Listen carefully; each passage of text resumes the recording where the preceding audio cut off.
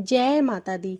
सभी श्रोताओं और दर्शकों को मेरा नमस्कार। आप सभी का स्वागत है आपके अपने YouTube चैनल कहानी टॉकीज पर। तो आइए आज जसपान करें दशा माता व्रत कथा 6 का।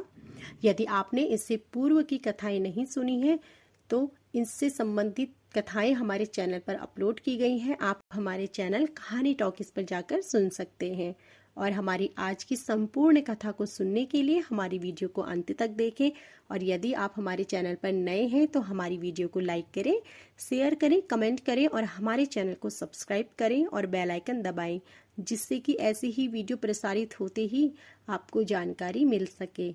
तो आइए आरंभ करते हैं। चैत्र मास के कृष्ण पक्ष की दशमी को दशा माता का पूजन एवं व्रत किया जाता है और दशा माता की कथा यानी दशा माता की कहानी सुनी जाती है। होली के अगले दिन से ही इसका पूजन प्रारंभ हो जाता है, जो 10वें दिन समाप्त होता है।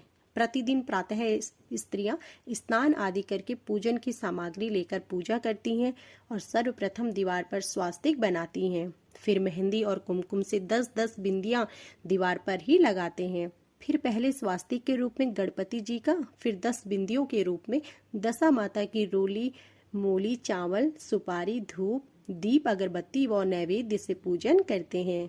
पूजन के पश्चात प्रतिदिन दशा माता की कथा कहने व सुनने का विधान है।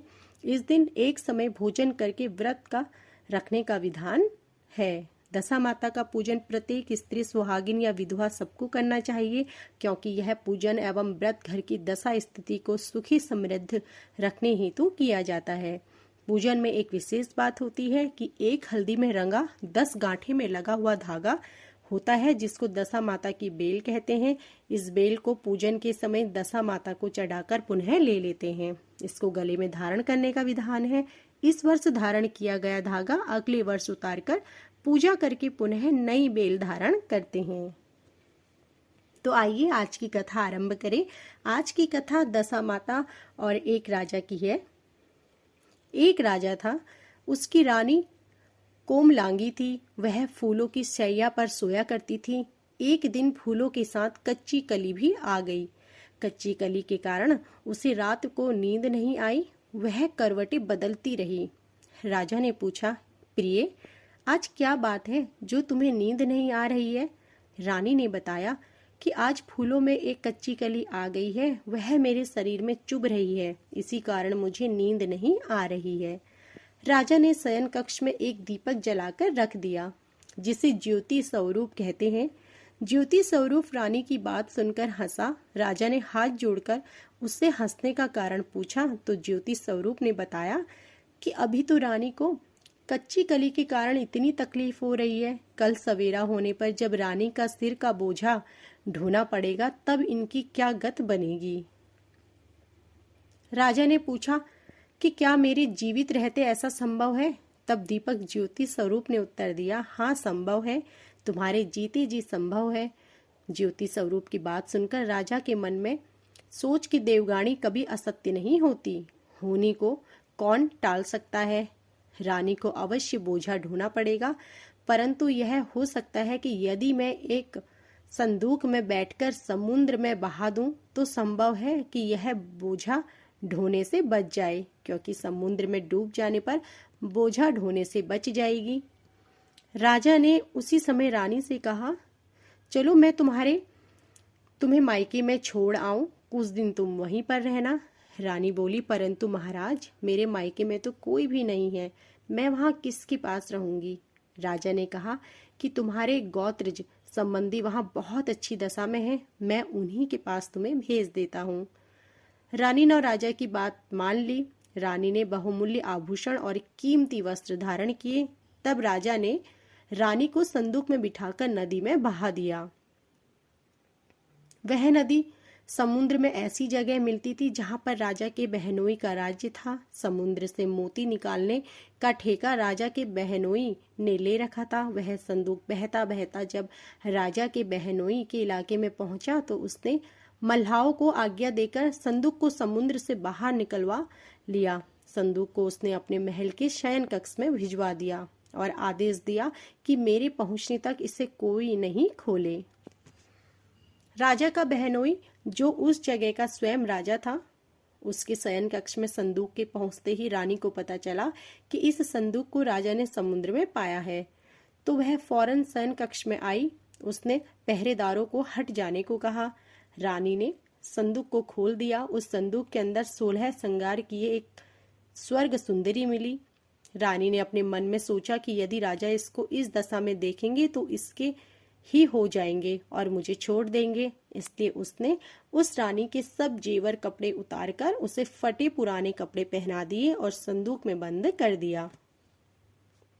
राजा जब बाहर से महल में आए तो उसने रानी को अपने शयन कक्ष में बुलाया और रानी से पूछा कि क्या तुमने देखा है कि इस संदूक में क्या है।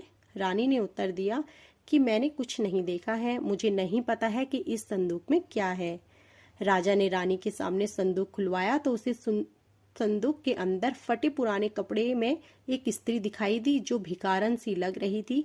रानी ने कहा, यह कोई भिखारिन लग रही है, इसको कारखाने में भिजवा दिया जाए, वहां लकड़ी ढोकर अपना जीवन निर्वाह करती रहेगी। राजा ने रानी के कहे अनुसार उसे कारखाने में भिजवा दिया। एक दिन रानी की सहेलियां नदी में स्नान करके दशा माता का डोरा ले रही थी। उनके पास एक डोरा रह गया था।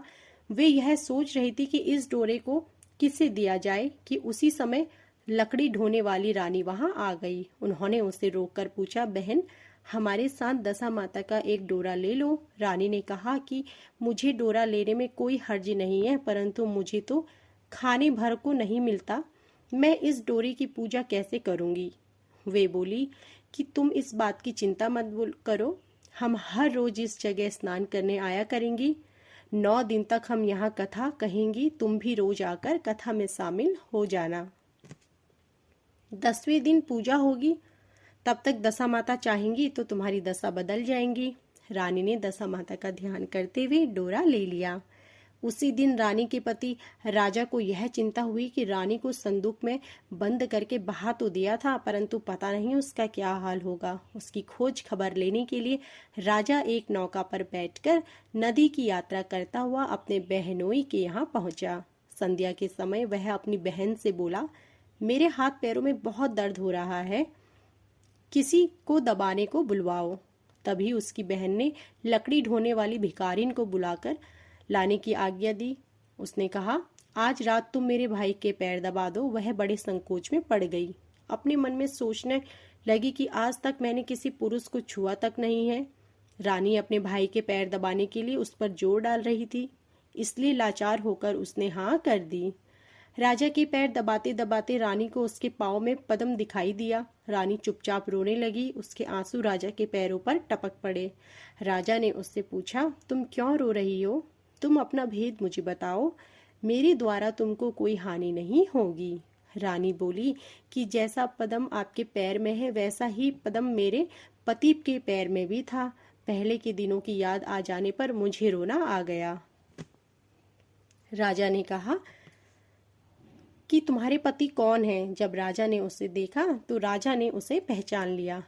अब तुम्हें मेरे पैर दबाने की जरूरत नहीं है। तुम्हारे भाग्य में जो लिखा था वह तुम्हें भोगना ही पड़ेगा। मैंने उसे टालने के लिए जो उपाय किया था उसका नतीजा उल्टा ही निकला। तुम्हें मेरे जीते जी लकड़ियां ढोनी पड़ी। सवेरा हुआ परंतु अतिथि राजा सोकर नहीं उठा और ना पैर दबाने वाली दासी भी कमरे से बाहर निकली।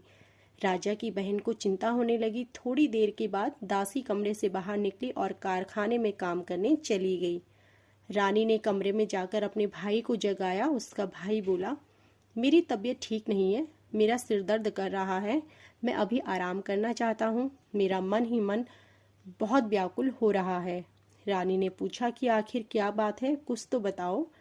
राजा ने कहा, बड़ी शर्म की बात है, मैंने तुम्हारी भाभी को जानबूझकर संदूक में बैठाकर तुम्हारे पास इसलिए भेजा था कि इसे यहाँ आराम से रखा जाएगा, परंतु उसे तो यहाँ लकड़ियाँ ढोनी पड़ रही है।